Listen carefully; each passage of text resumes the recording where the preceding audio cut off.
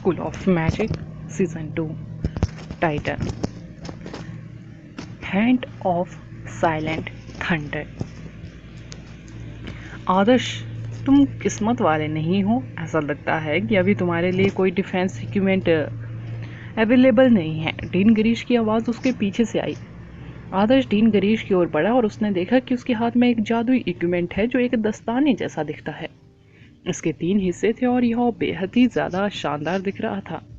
यह क्या है? आदर्श ने कभी गॉन्टलैंड प्रकार का डिफेंस इक्विपमेंट नहीं देखा था। यह हैंड ऑफ साइलेंट थंडर है, एक बेहद ही खास मैजिक इक्विपमेंट।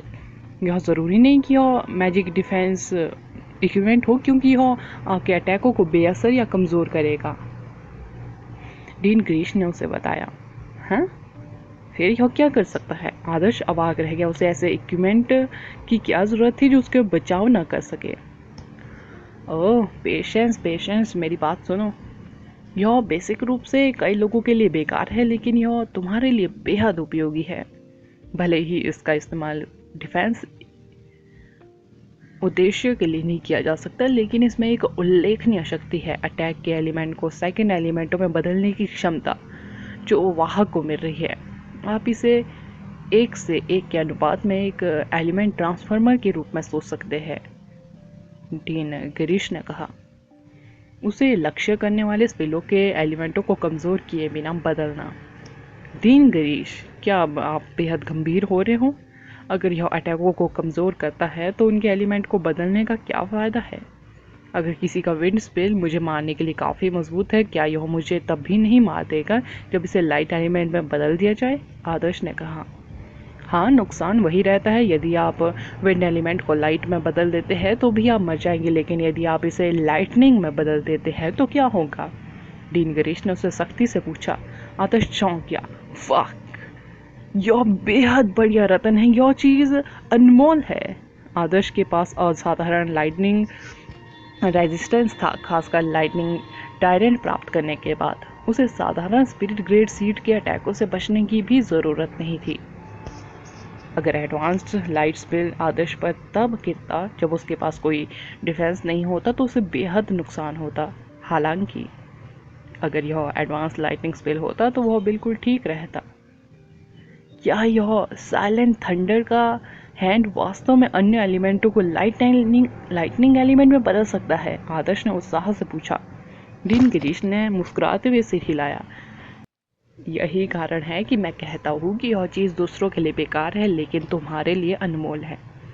मुझे स्पष्ट रूप से याद है कि तुम अपने लाइटनिंग रेजिस्टेंस का दुरुपयोग करके इंग्लैंड के सबसे शक्तिशाली जीनियस जोरो को हराने में सक्षम थे।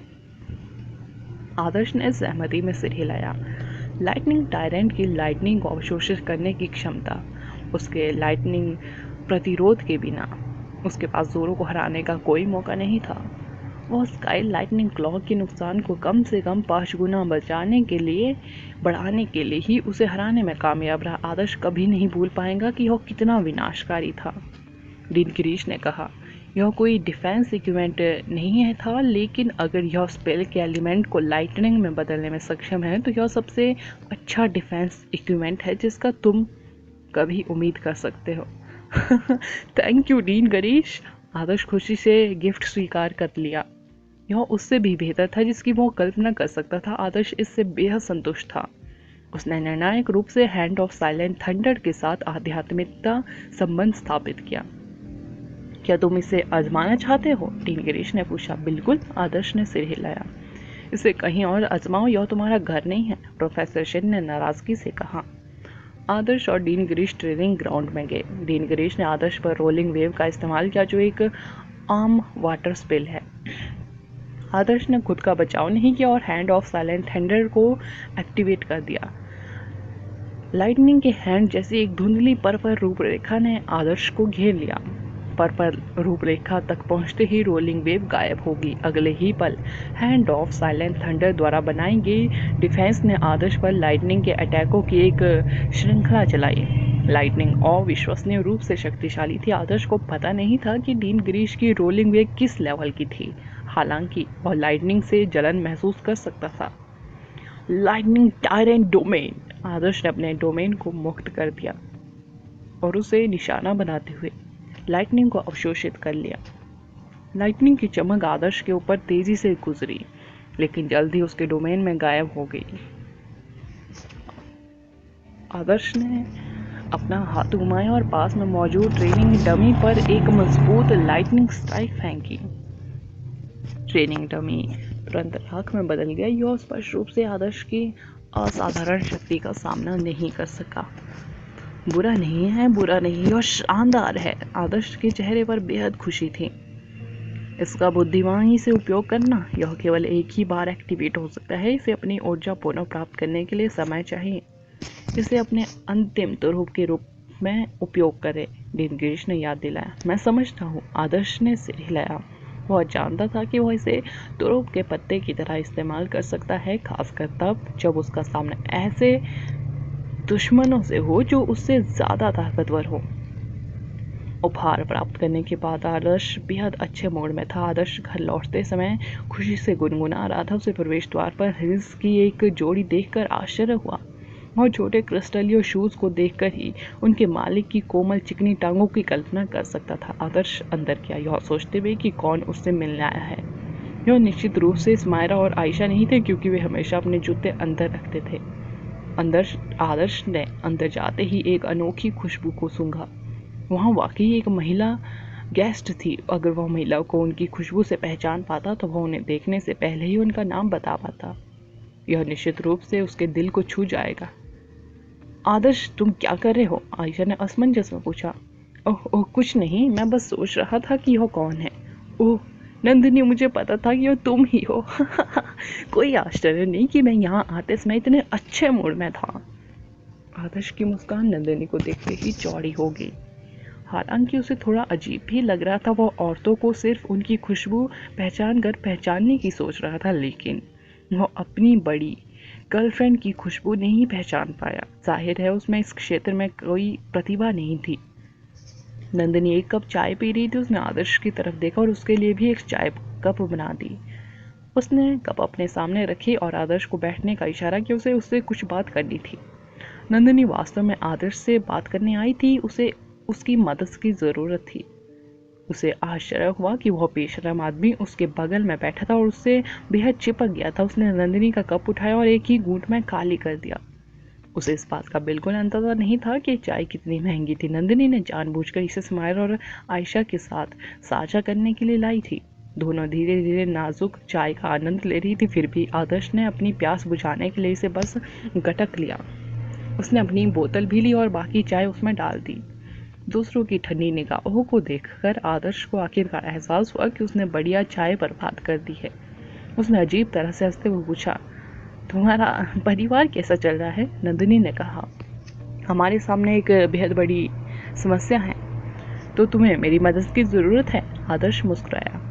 हाँ, मैंने अभी अभी कुछ ज़मीन खरीदी है। मैजिक एसोसिएशन ने हाल ही में इसका मूल्यांकन किया है और उनका कहना है कि हमें इसे कबीले की निजी संपत्ति के रूप में इस्तेमाल करने की परमिशन नहीं है। नंदिनी ने कहा, एक कबीले के पास अपनी ज़मीन होनी ज़रूरी थी।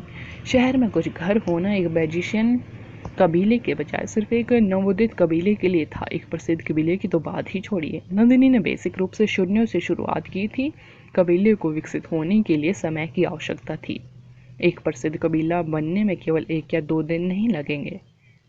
क्या मुझे जाकर उन लोगों की पिटाई कर देनी चाहिए जिन्होंने इसका मूल्यांकन किया है? आदर्श ने पूछा। नंदिनी ने अपनी नजरें घुमाई और कहा, कोई हमारे साथ धोखा कर रहा था। हमें नहीं पता था कि मैजिक एसोसिएशन ने ज़मीन खरीदने से ठीक पहले उसे ग्रे रंग से चिन्हित कर दिया था। तो किसी ने तुम्हें फंसाया है? आदर्श की आंखें चौड़ी हो गई। नंदिनी ने अपना सिर हिलाया और कहा, नहीं, वास्तव में ज़मीन की कीमत ज़्यादा नहीं है। यह सब हमें मिला है।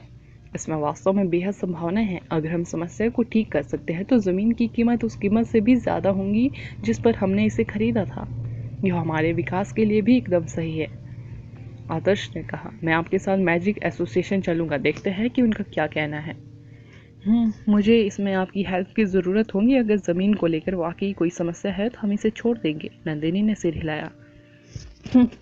अगर वे जानबूझकर ऐसा कर रहे हैं तो मैं इसके लिए जिम्मेदार लोगों के दांत खट्टे कर दूंगा। वे मेरी गर्लफ्रेंड के साथ छेड़छाड़ करके मौत की इच्छा मांग रहे हैं। उन्होंने यह क्यों नहीं पूछा कि ब्लू माउंटेन में पर्वतों संग कैसे नीचे चला गया था। आदर्श ने कहा, क्या मुझे भी अपने परिवार से आपकी हेल्प करने के लिए कहना चाहिए?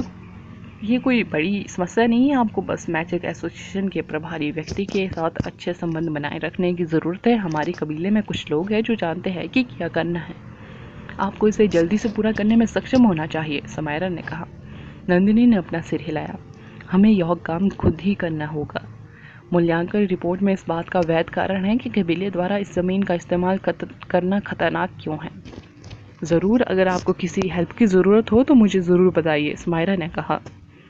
मैजिक एसोसिएशन बहुत सी चीज़ों का प्रभारी था। एक कबीले को मूल रूप से अपने क्षेत्र को स्थापित करने, अवेकनिंग स्टोन प्राप्त करने, अपनी संख्या और इक्विपमेंटों की रिपोर्ट करने, करों का भुगतान करने और बहुत सी अन्य चीज़ों के लिए उनकी परमिशन लेनी पड़ती थी।